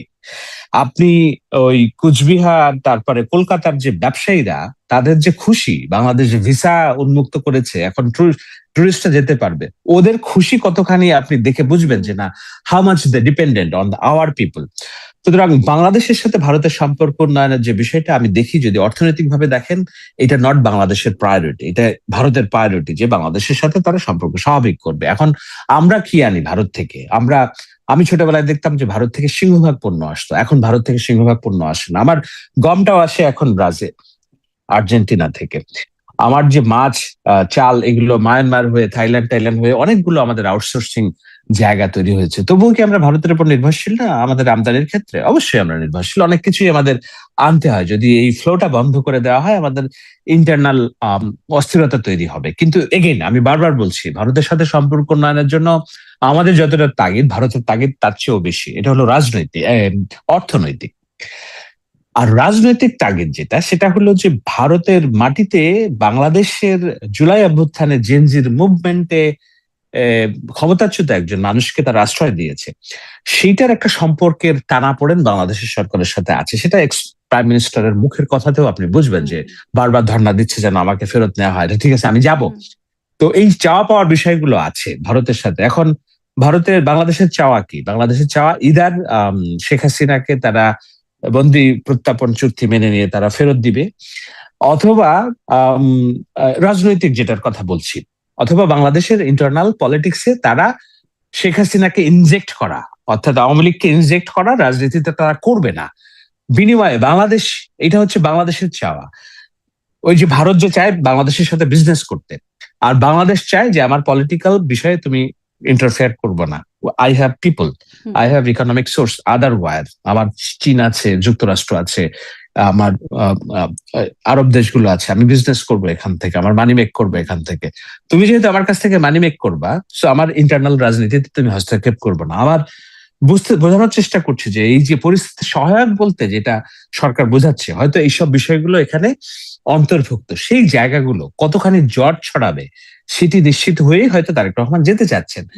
এইখানে তাড়াহুড়োর কিছু আছে বলে এখন আমার ধরেন মনে শেখ হয় না। হাসিনা তবে ফিরতে চাচ্ছেন, শেখ হাসিনা যে বলছেন বারবার তিনি ডিসেম্বরের মধ্যে ফিরে আসতে চান, মানে এখানে আসলে সরকার কি করবেন? যেহেতু এটা একটা সমস্যার কারণ, আমাদের রাজনীতিতে অস্থিতিশীলতা একটা তৈরি করছে যে তিনি ফিরবে ফিরবে বলছেন। তো এখানে আসলে সরকার এখন কি করবেন? তিনি এখন নিজেই যদি ফিরতে চান তো? দেখুন, উনি সরকার তো চাইবে উনি ফিরুক, কারণ হলো উনি জাতিসংঘের ফ্যাক্ট ফাইন্ডিং কমিটির রিপোর্টের প্রেক্ষিতে যে ট্রাইব্যুনাল হয়েছে, তার গঠিত ট্রাইব্যুনাল, সেই ট্রাইব্যুনালে তিনি ফাঁসির দণ্ডাদেশ প্রাপ্ত আসামি। এখন এখানে আসলে উনি সরাসরি তো আর রাজনৈতিক সুবিধা পাবেন না, উনি অ্যাপিল করারও সুযোগ পাবেন না, কারণ বিচারের আওতায় আসবেন। ও বিচারের আওতায় আসবে, সরাসরি কন্ডেম সেলে উনি চলে যাবেন। এবং সরকার যদি মনে করে যে খুব দ্রুত ওনার ফাঁসি কার্যকর করার দরকার, উনি সরকার করে ফেলবে। এই বিষয়ে সরকারের কোনো বিন্দু পরিমাণ ভাববে বলে আমার অন্তত মনে হয় না। এইটা কনসিকুয়েন্সেস। তো সেই জায়গায় শেখ হাসিনা যে আসবেন, আসারও তো একটা পলিসি আছে, একটা প্রেক্ষাপট আছে। উনি যে গিয়েছেন, উনি কি বাংলাদেশি পাসপোর্ট ব্যবহার করে আসবেন এখানে? তো বাংলাদেশি পাসপোর্ট ব্যবহার করে আসলে উনি কি একলা একলা আসবেন, না যুক্তরাষ্ট্রের যেই জায়গায় ওনাকে গৃহবন্দী রাখা হয়েছে? গৃহবন্দী আপনি কোট করতে পারেন, আপনি গৃহবন্দী কেন বলছেন ওটার ব্যাখ্যা আমি পরে দিব। তো যেই জায়গায় ওনাকে গৃহবন্দী করার রাখা হয়েছে, সেখান থেকে কি উনি চাইলেই বের হইতে পারবেন? যে জায়গায় ওনার চাইলেও ওনার পুত্র কন্যারা দেখা করতে পারেন না, এটা কি ওনার ইচ্ছার উপর নির্ভরশীল যে উনি আসবেন বাংলাদেশে, যে না চাইলাম আর ফুরফুর ফুরফুর করে উড়ে বাংলাদেশে চলে আসবেন? It's absurd. তো এগুলো পলিটিক্যাল রেটরিক, উনি রাজনৈতিক নেত্রী তো হিসেবে কার ইচ্ছার বলবেন, উপর এটাই নির্ভরশীল? স্বাভাবিক। কার ইচ্ছার উপর নির্ভরশীল? এটা অ্যাবসলিউটলি বাংলাদেশের সরকার এবং ভারতের সরকারের উপর নির্ভরশীল। আপনি যে বলছেন পরিস্থিতি সহায়ক, এটা তো, তিনি তো ভারতের অতিথি, মানে ভারতের অতিথি, মানে আমি বলতে চাচ্ছি যে ভারতের জিম্মায় আছেন তিনি। তো ভারত তো বলতে পারে না যে না, আমার জিম্মা থেকে তোমাকে মুক্ত করে দিলাম, তুমি এখন যাও, চলে যাও। ইটস এ প্রসেস, বন্দি বিনিময় প্রসেস। এবং উনি তো আর এমন না যে উন্মুক্ত মানুষের মতো বিচরণ করেন না, উনি জীবনযাপনও করেন না। আপনি কয়বার সংবাদ জেনেছেন যে জয় ভারতে এসে তার সাথে দেখা করেছে? পুতুল কতবার তার সাথে দেখা করার সুযোগ পেয়েছে? এই যে আওয়ামী লীগের পলাতক নেতা কর্মীরা তার সাথে দেখা করার সুযোগ পেয়েছে। যায় যে জয় গেছেন, পুতুল গেছেন, তারা খাচ্ছেন একসাথে, সেই ছবি দেখা যায়, নেতারা গিয়ে দেখা করছেন, মিটিংও নাকি হচ্ছে বিভিন্ন, সেই খবরগুলোও তো আসে। এইটা আমি মনে করি এটা অ্যাবসার্ড, কারণ এটা হইলে রাষ্ট্রীয়ভাবে অন্তত ভারতের পররাষ্ট্র দপ্তর থেকে জানানো হতো উনি কোথায় আছেন, কিভাবে আছেন। উনি এমন জায়গায় আছেন যেটা একেবারে ওনাদের সশস্ত্র বাহিনীর একেবারে নিগুড় নিরাপত্তার মধ্যে আছেন। এবং এই বয়সে, আপনি 80 বছর বয়সে একজন মানুষের সঙ্গ প্রয়োজন হয়, কথা বলার মানুষ দরকার হয়।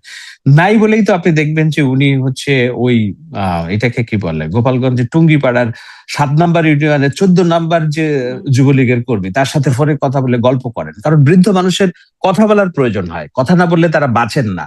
সো ওনার সাথে দায়িত্ববান কোন লোকজন কথা বলছে না বলে উনি টুঙ্গিপাড়ার 7 নম্বর ইউনিয়নের 14 নাম্বার যে যুবলীগের কর্মী আছে তার সাথে কথা বলেন, উনি একটু আপা আপা বলেন, উনি তাতে পুলকিত হন যে না, আমি এখনো আছি ঠিকঠাক। এর বাইরে ওনার রাজনৈতিক ভিত্তি কি? এটা খুবই খুবই রূঢ় শোনায়। হয়তো আপনি বলছেন সাংবাদিক হিসেবে এই ধরনের কথা আপনি বলতে পারেন কিনা একজন রাজনৈতিক নেত্রীর সম্পর্কে, বাট দিস ইজ রিয়েলিটি। ওনার ভিত্তি আছে কোন পলিটিক্সের? এই যে বাংলাদেশে উনি ফিরবেন, ওনার তো বাজার করতে যাওয়ার অনুমতিটুকু ভারত সরকারের তরফ থেকে নেই।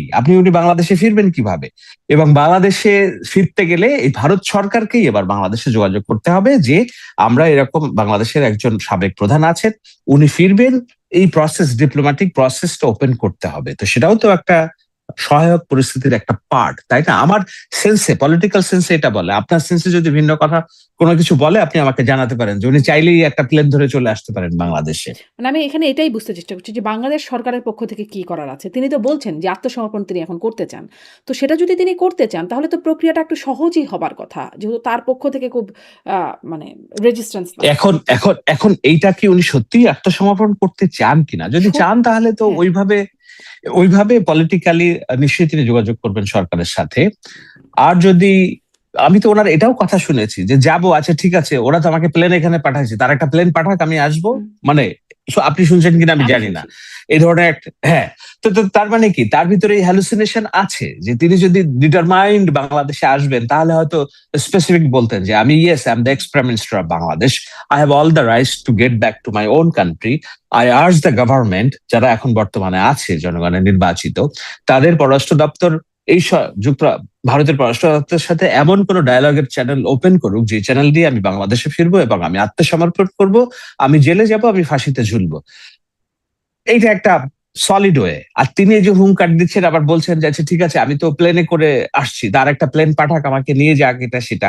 সো এগুলো খুব ক্লিয়ার মেসেজ দিচ্ছে না। ইটস অল অ্যাবাউট দ্য এটা তো ধরেন পলিটিক্যাল তার একটা রেটরিক। কথায় মানে একটা আলোচনা ভয়েস ক্লিপ যেটা মানে ফাঁস হয়েছে বা ভাইরাল হয়েছে সেটা থেকে শুনেছি। কিন্তু তিনি আন্তর্জাতিক গণমাধ্যমগুলোতে যে সাক্ষাৎকার দিয়েছেন সেটা একটি আনুষ্ঠানিক বার্তাও বটে যে তিনি ফিরতে চান, আত্মসমর্পণ করতে চান, ডিসেম্বরের মধ্যেই ফিরতে চান। এরকমটা তিনি বলছেন। তো সেই আত্মসমর্পণ যে করতে চান এতটুকু বার্তা তো মোটামুটি স্পষ্ট। আ সেখানে সরকার কি চাইছে যে তিনি ফিরুক? তার জন্য কোনো প্রক্রিয়া নিচ্ছে? আছে? আম, এইটা আমি সরকারের স্বরাষ্ট্র পররাষ্ট্র মন্ত্রণালয়ের বিষয়, আমি এক্স্যাক্টলি জানি না যে আচ্ছা। সরকার কি চাচ্ছে।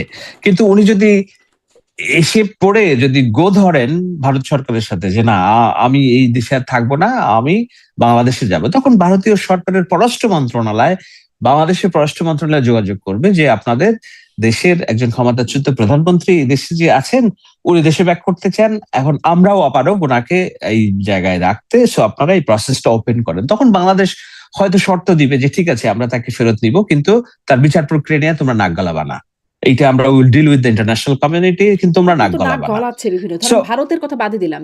হিউম্যান রাইটস ওয়াচ তারা বলছে যে ফেয়ার ট্রায়াল হচ্ছে না, ডিউ প্রসেস মানা হচ্ছে না। আন্তর্জাতিক অপরাধ ট্রাইব্যুনালের কথাই তারা বলছে। মানে এটা আগেও তারা বলেছে যখন যুদ্ধাপরাধীদের বিচার করা হচ্ছে তখনও তারা বলেছে ফেয়ার ট্রায়াল, ডিউ প্রসেস হচ্ছে না। এখনো তারা বলছে যে ফেয়ার ট্রায়াল হচ্ছে না। মানে তারা তো আসলে এই মানে আমি ভারতের কথা বলছি না। আন্তর্জাতিক কমিউনিটি তো এই বিষয় নিয়ে বলে নাক তো গলায়। হ্যাঁ, তো বলে এখন ওই জায়গাগুলোতে তার এইসব ইন্টারন্যাশনাল লবিগুলো তার স্ট্রং করতে হবে। দেখুন, অধিকার কেউ কাউকে দেয় না, অধিকার আদায় করে নিতে হয়। শেখ হাসিনা আমাদের গণতান্ত্রিক শাসন ব্যবস্থার চাওয়া এমনি দেন নাই, আমাদেরকে আদায় করে নিতে হয়েছে। আমাদেরকে বলতে বলতে আমরা যারা কাজ করেছি, আমি তো আর সরকার না, বাট সরকারে যারা আছে তারা আদায় করে নিয়েছে। এখন এই বিচার যদি ফেয়ার না হয়, আমরা অবশ্যই ফেয়ার ট্রায়ালটা চাই, অর্থাৎ ফেয়ার ট্রায়াল, এই ট্রায়াল নিয়ে যেন কোনো প্রশ্ন না উঠে, সেটা আমাদের সর্বাগ্রে চাওয়া। তো এখন আমার কাছে তো সবচেয়ে বড় প্রমাণ তো আছেই যে উনি বাই হারসেলফ অর্ডার করছে যে এখন থেকে সরাসরি লেথাল ওয়েপন ব্যবহার করবা, আমি হেলিকপ্টার বলে দিয়েছি, হেলিকপ্টার থেকে গুলি করবা। এটা জাতিসংঘের fact finding committee prove, BBC তার ফরেন্সিক রিপোর্ট দিয়ে প্রুভ হুম। করেছে যে order by Sheikh Hasina. So আপনি আর কোথায় তার দোষটাকে আপনি লুকাতে পারবেন, তাই না? এখন যদি বলেন যে অল আর মেকি কিন্তু ট্রায়াল ধরেন হচ্ছে, এটা তো আমার আমরা এসব কিছু শুনেছি। বলি এই এই নাই। মানে হুম, মানে ফোন আলাপটা আমরা সবাই শুনেছি। কিন্তু এটা তো আদালতে হুম। প্রমাণ হতে হবে। মানে ডিউ প্রসেস বলে একটা ফেয়ার ট্রায়াল এর যে বিষয়টা আছে। আমরা জানি, আমরা এরকমভাবে অনেক কিছুই জানি। কিন্তু তার জন্য তার উপরে কিছু হয়ে যায় না। যা হয় সেটি আদালতের মাধ্যমে হয়। তো সেখানে যদি এখন এরা প্রশ্ন তুলছে, এর কি কোনো প্রভাব আছে? ধরেন হিউম্যান রাইটস ওয়াচ বা আন্তর্জাতিক সংস্থাগুলো, বিভিন্ন সংস্থা প্রশ্ন তুলছে এই ফেয়ার ট্রায়াল এই নিয়ে। প্রশ্ন তো তুলতেই হবে। ভলকার দেখুন, দুঃখিত নেতা ডেভি নেতা ডেভিড বার্গম্যান। নেতানিয়াহুর মতো, হ্যাঁ, নেতানিয়াহুর মতো একজন মানে হিউম্যান কিলার, মানে ম্যাস স্লটার, উনি যুক্তরাষ্ট্রে যাবেন।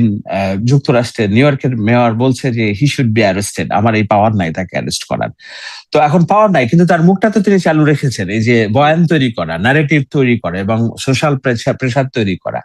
শেখ হাসিনার বিচার প্রক্রিয়া নিয়ে যদি এত প্রমাণের পরেও যদি মনে হয় যে না, ট্রায়ালটা ফেয়ার হচ্ছে না, তাহলে তারা ওই লিগ্যাল প্রসেস গুলো ওপেন করতে পারে, তারা ইন্টারন্যাশনাল যে হেগ ওখানে অ্যাপ্লাই করতে পারে, জাতিসংঘকে অ্যাপিল করতে পারে যে আপনি এখানে ইন্টারভেন করেন।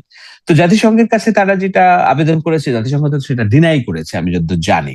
ইউরোপীয় ইউনিয়নের কাছে বলতে পারে, ভারত রাষ্ট্রকে তারা চাপ দিতে পারে বাংলাদেশকে চাপ দেওয়ার জন্য, যুক্তরাষ্ট্রকে দিয়ে চাপ দেওয়াতে পারে যে না, এখানে একটা ফেয়ার ট্রায়াল দরকার। তো এই সমস্ত পথ তো বন্ধ শেখ হাসিনার, আওয়ামী লীগের। তাদের বন্ধু বলতে তো ইন্টারন্যাশনালি আর কেউ নেই, not a single country, not a single মানে উইন্ডো তারা ওপেন রাখছে। লন্ডনের ইউকের টিউলিপের রাজনীতির ভাগ্য আপনি জানেন যে অনেক আগেই এটা ভুলুণ্ঠিত হয়ে গিয়েছে। যুক্তরাষ্ট্রের সাথে তার ঐতিহাসিক বৈরিতা। ভারত যেটা তার একমাত্র আশ্রয়স্থল, সেই মোদির গদিও আর কয়দিন থেকে আমি জানি মানে না, ঐতিহাসিক হয়তো খুব বৈরিতার কথা বলছেন? অচিরেই। ঐতিহাসিক বৈরিতা তো আসলে রাষ্ট্রের ক্ষেত্রে থাকে না বা দলের ক্ষেত্রে থাকে না। তারেক রহমানের ক্ষেত্রেও যুক্তরাষ্ট্রের একটা নিষেধাজ্ঞা ছিল। মানে একটা তার বার্তায় উইকিলিক্সে যেটা ফাঁস হলো যে তাকে যেন যুক্তরাষ্ট্রের তাকে নিষেধ করা হয়, এরকম একটা বার্তা ছিল। সেটা পরিবর্তিত হয়ে গেছে। এখন যুক্তরাষ্ট্রের থেকে এসে তারেক রহমানের সাথে দেখা করবার জন্য বা এটা হয়। তো ওই ঐতিহাসিক বৈরিতা বলে তো আর আসলে কিছু থাকে না। মোদির বিরুদ্ধে ছিল। সেখানে মোদির সাথে কি দরম-মরম যুক্তরাষ্ট্রের। তো এরকম আমি তো ঐতিহাসিক বৈরিতা বলতে আমি যে যুক্তরাষ্ট্র যে তাকে বৈরিতা করেছে তা না। আমি বলছি যে শেখ হাসিনার বৈরিতা ছিল যুক্তরাষ্ট্রের সাথে। জাহাঙ্গীর কবির নানকের দলবল তখনকার বার্নিকাট অ্যাম্বাসেডারকে ধাওয়া করছে, গাড়ি ভাঙছে, হুম। তুড়ি মেরে উড়িয়ে দিয়েছে যে যুক্তরাষ্ট্র কিসের এটা, আমরা দরকার নাই আমাদের এটা। আমি বলছি যে বৈরিতিটা যুক্তরাষ্ট্রের ছিল না। তারা তো বারবারই চেয়েছে এই সরকারের সাথে কাজ করতে, আওয়ামী লীগের সরকারের সাথে কাজ করতে। আপনি কি ভুলে গিয়েছেন যে 24 তারিখ, 5ই আগস্ট, দুঃখিত, 24-এর যে নির্বাচন হলো, ওই নির্বাচনের আগে তারা বললো যে আমরা ভিসা নীতি কার্যকর করব নির্বাচন ফেয়ার না হলে। অথচ তারা নির্বাচনের 5 দিন পরে আমি দেখলাম যে শামীম ওসমান আমেরিকায়, স্বরাষ্ট্রমন্ত্রী আমেরিকায়। তো কাউকে তো ভিসা নীতি তারা প্রয়োগ করে নাই, বরঞ্চ তারা নাকে খত দিয়ে বলছে আছে আমরা এই সরকারের সাথে কাজ করবো। ওকে, নির্বাচন ফেয়ার হয়নি আমরা বলছি, বাট আমরা কাজ করবো এই গভর্নমেন্টের সাথে। তার মানে কি আমি বৈরিতা বলছি? কি যুক্তরাষ্ট্রের বৈরিতা ছিল শেখ হাসিনার সাথে? না, শেখ হাসিনা বৈরী পরিবেশ তৈরি করে রেখেছিলেন যুক্তরাষ্ট্রের সাথে। আমি ওইটা উদাহরণ দিয়ে বলছি যে যুক্তরাষ্ট্র যে তার পক্ষে দাঁড়াবে এখন, সেই রাজনীতিতে তিনি করেন নাই। ইউকের পলিটিশিয়ানরা তার পক্ষে দাঁড়াচ্ছে না। তার একমাত্র খুঁটি হচ্ছে ভারতের বিজেপি এবং নরেন্দ্র মোদী। সেই মোদির গদি তো দারুণ ভাবে নড়বড়ে। আপনি ভাবেন না যে মোদির গদি এখন খুব শক্ত। এটা যে কোনো সময় টলে যেতে পারে এবং এটা 2 মাস, তাহলে এই 3 বিষয়টাকে মাস, একটু 4 মাস, সামারি করে 5 মাসও লাগতে পারে। শেষ করি সামারি করে যে কি মনে হ্যাঁ, হয় ডিসেম্বরে কি তিনি ফিরবেন? Absolutely not. আচ্ছা, স্পষ্ট। আপনার কাছে সামারির কিচ্ছু এবার নাই। আরেকটা বিষয় কথা বলেই শেষ করতে চাই। জামাতের বিষয়ে একটু কথা হচ্ছে যে জামাত কেন আসলে এনসিপির উপর হামলা হচ্ছে? কেন জামাত কোন রকম তারাও কেন পাশে দাঁড়াচ্ছে না বা বক্তব্য বিবৃতি দিচ্ছে না? এখানে আপনার কি মনে হয় অ্যা আসলে কি? তারা কি এনসিপিকে ব্যবহার করছে? মানে যেটা আপনার সন্দেহের জায়গা থেকে নাকি মানে এনসিপির হাত ছেড়ে দিচ্ছে? এইটা নিয়ে ইন্টারনাল অনেক আলাপ আলোচনা আছে এবং ইন্টারনাল অনেক ট্রায়াল অ্যান্ড রান আছে। দেখুন, আমি এর আগেও বলেছি, বারবার বলেছি যে জামায়াতের রাজনীতি অপ্রাসঙ্গিক হয়ে যাবে যদি এনসিপির রাজনীতি দাঁড়ায়। এনসিপির রাজনীতি করতে হলে আপনাকে 2টা জিনিস লাগবে। আপনাকে পলিটিক্যাল স্ট্রাকচার লাগবে, জনসমর্থন, স্ট্রাকচারাল পাওয়ার লাগবে।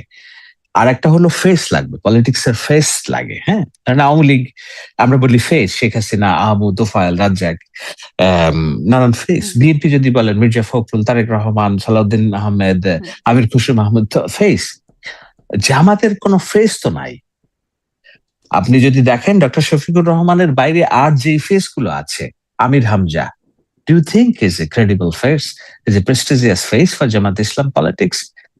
আপনি দেখেন যে আর কে যারা আছে, একজন বলে পার্লামেন্টে আমি মুক্তিযোদ্ধার সন্তান, আমার বাবা, পরে দেখা গেল যে তার বাবা এখনো বেঁচে, বলে আমি না, ভুল বলছি, একজন মুক্তিযোদ্ধা আছেন কাজী নজরুল, পরে দেখা গেল যে সে সবচেয়ে বড় হচ্ছে ইমরান হাশমি হিসেবে আবির্ভূত হয়েছে।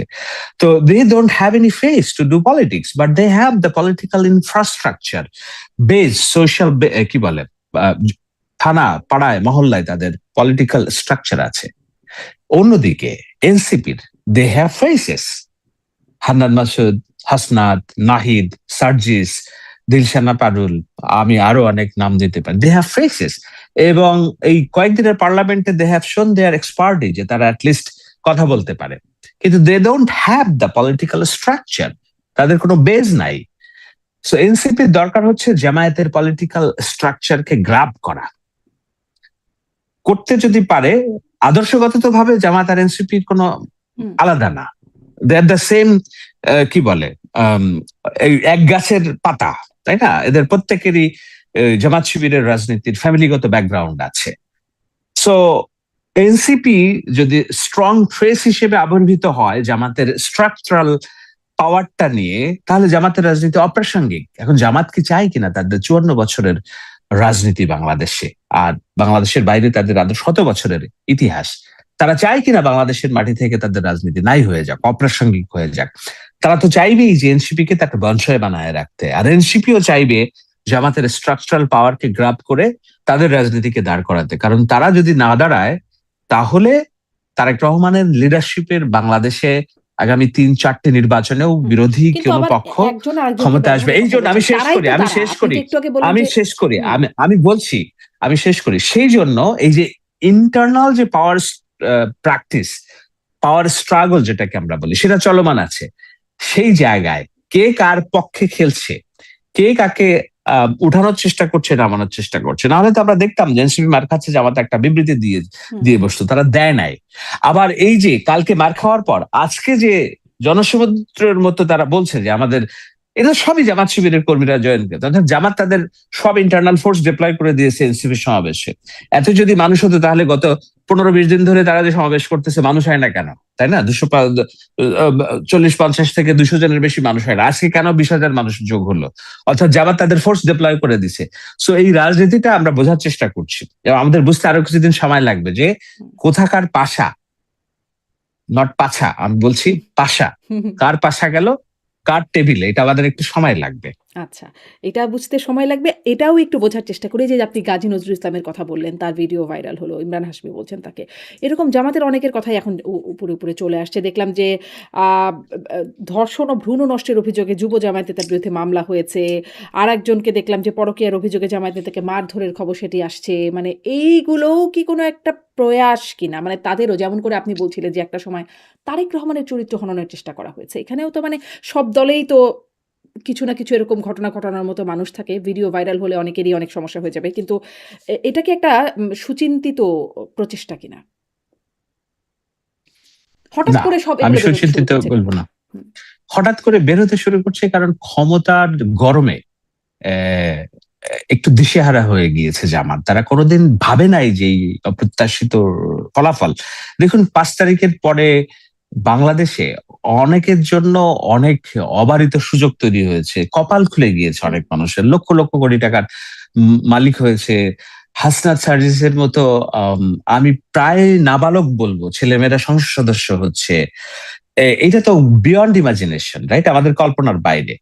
তো জামাতেরও যেটা হয়েছে, আম, তারা হঠাৎ করে প্রধান বিরোধী দল হয়ে গিয়েছে, এবং সংসদ সদস্য হিসেবে তারা আবির্ভূত হয়েছে। যশোরে যে এমপি মার খেলো, উনি কিন্তু ওই এলাকার স্থানীয় মানুষ না। দেখা যাচ্ছে ওখানে বিএনপি যে তারা বছরের পর যুগ যুগ ধরে বাপদাদার রাজনীতি করছে, কিন্তু উনি 2016 সালে ওখানে একটা বাড়ি বানিয়েছেন, তারপর ওখানে রাজনীতি করছেন, ভোটে দাঁড়িয়েছেন, জামায়াতের সামগ্রিক চাপে উনি এমপি হয়ে গেছেন, কিন্তু এলাকার মানুষ তার সাথে তার কানেকশন নাই বলে একজন এমপির বাড়িতে হামলা করছে তার আশেপাশের হুম, লোকজন। সো আমি বলছি 5 তারিখের পরে অনেক রাজনীতিতে ডিসপ্লেসমেন্ট এবং নতুন ক্ষমতায়ন হয়েছে। সেই ক্ষমতায়নের তার যে একটা ওয়েট আছে, এই ওয়েটটা জামায়াত ইসলামী নিতে পারছে না বলেই আপনি দেখবেন যে তারা এসব নানান অনৈতিক কর্মকাণ্ডে জড়িয়ে পড়েছে। সেটা গাজী নজরুল এই ইসলামের জড়িয়ে যে বিষয়, পড়াটা কি আমি বলি এখন গাজী জড়িয়ে নজরুল পড়ছে, ইসলাম, নাকি জড়িয়ে পড়ার খবরগুলো এখন ফাঁস হচ্ছে? আগে কি তারা জড়িয়ে ছিল না? মানে এই যে এক্ষুনি ইদানিংকালেই জড়িয়ে গেল, আগে ছিল না। বা না বা না শুধু এটা তারাই ঠিক। জড়িত, আর আগে কেউ না? না না না না না না, আমরা তো কেউ ধোয়া তুলসী পাতা না, হুম, তাই না? কিন্তু আমি তো আর এই যে আপনার সাথে সরাসরি কথা বলছি, আমি তো আর মুখ ঢেকে কথা বলছি না, আমি না। আপনার সুন্দর চেহারা দেখছি, কথা বলছি। কিন্তু তারা তো পাবলিকলি বলে যে নারীর দিকে তাকানো যাবে না, এটা তাদের রাজনীতি। তারা এই যে ইয়ে দিয়ে কথা বলে, কিন্তু দেখাচ্ছে এটার অন্তরালে তারা যে অনৈতিক কর্মকাণ্ড করছে। এখন আপনি যদি আম, স্বাভাবিক নারী পুরুষের সম্পর্কের প্র্যাকটিসের কথা যাদের বলি, তাদের ক্ষেত্রে একরকম, কিন্তু যে একেবারেই এইটার বিরুদ্ধে থাকে, সে যখন তার এইসব জিনিসপত্র বের হয়, তখন মানুষের আগ্রহ থাকে না অনেক হুম, বেশি, অনেক বেশি আগ্রহ থাকে। তো সেইটাই হচ্ছে যে আমাদের তো দিন প্রতিষ্ঠার কথা বললা, আমাদের তো বললা যে নবীজি যেভাবে তার চরিত্র সেইটার প্র্যাকটিসের কথা বললা, আমাদেরকে তো বলছো যে নারীর সাথে ওঠা বসা করা যাবে না, তাদের চেহারা দর্শন করা যাবে না। তো তুমি কি করতেছো? দেখুন, এটা নিয়ে বিএনপির দু একজনের সাথেও আমি বললাম নারী ঘটিত বিষয় আসছে, ওটা নিয়ে কিন্তু খুব একটা মানুষের আগ্রহ নাই, কারণ দ্যাটস হাউ দিস আমাদের সোসাইটির যারা আমরা স্বাভাবিক জীবনযাপন করি, আমরা চলি, আম, রাজনীতি করি, নারী পুরুষ একসাথে মিছিল মিটিং করবে, তার বন্ধুত্ব হবে, এইটা একটা স্বাভাবিক আচার আমাদের কাছে। কিন্তু যারা এটা স্বাভাবিক মনে করে না, যারা মনে করে আমরা নাজায়েজ, হুম। আমরা অনইসলামিক, তারা যখন এইসব কাজে, আমাদের স্বাভাবিক মানুষের মতো কাজে হুম, ব্যস্ত হয়ে পড়েন এবং এইসব জিনিসপত্র যদি দেখা যায়, তখন সেটা আলোচনার জন্ম দেয় বেশি। এখন আমি কি এটা সমর্থন করছি কিনা, আমি এটা উৎসাহ দিচ্ছি কিনা, আমি খুব ঘোর এগেনস্টে এই ধরনের মানুষের প্রাইভেসিকে সামনে এনে আনা এবং নারী ঘটিত বিষয়গুলোকে ভিডিও করা, এটা ওটা করা, আমি খুবই মানে প্রাইভেসির সুস্পষ্ট লঙ্ঘন। কিন্তু আপনি যখন ল মেকার, তখন এটা টপ নিউজ, এইটা তখন আর স্বাভাবিক প্রাইভেসির মধ্যে পড়ে না, এখন পার্ট অফ জবাবদিহিতার মধ্যে পড়ে। ওই যে আলি ফ্রাঙ্কেন, আপনি যুক্তরাষ্ট্রের খুবই প্রভাবশালী ডেমোক্রেট সিনেটর, ওনার হতে পারতো যে উনি মাইনরিটির লিডার, কিন্তু শুধুমাত্র ওই যে মি টু আন্দোলনের কারণে ওনার নারীর বিষয়ে পড়লো, পরে দেখা গেল উনি পুরো একদম দিক থেকে হারিয়ে গেলেন। বিল অর্থাৎ ক্লিনটন থেকে কিন্তু ট্রাম্প সবাই আমেরিকায় কি, আসলে হ্যাঁ এইখানেই হ্যাঁ, নড়ে যায়। কিন্তু কিন্তু কিন্তু কিন্তু আমেরিকা কি ফ্রি সেক্সের দেশ না? মানুষের সেক্সুয়াল বিহেভিয়ারে কি কোনো বার আছে? একটা ছেলে একটা মেয়ে যদি সম্মতি উৎপাদন করে নিজেদের ভিতরে সময় কাটায়, কেউ কখনো বাদ দিবে না। কিন্তু যখন ল মেকার, তখন ইটস অ্যান ইস্যু। তো আমি স্বাভাবিকভাবে যে ছেলে মেয়ে, স্বাভাবিক মানুষের যৌন সম্পর্ক আচার, এটি কেউ হস্তক্ষেপ করুক, আমি চাই না, প্রাইভেসি লঙ্ঘন। কিন্তু যখন ল মেকারের ঘটনা, তখন এটা আর প্রাইভেসির মধ্যে পড়ে না, এটা তখন